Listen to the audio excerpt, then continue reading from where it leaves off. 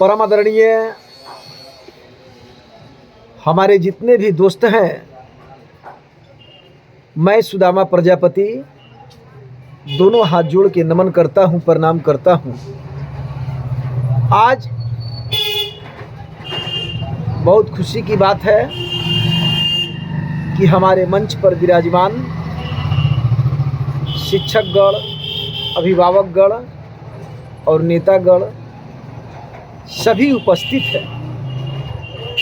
अगर मंच पर किसी नेताजी को सम्मान में अगर कोई शायरी बोलना है तो नेताजी के सम्मान में हम कैसे शायरी बोलेंगे, इसके विषय में आपको मित्र बतलाऊंगा।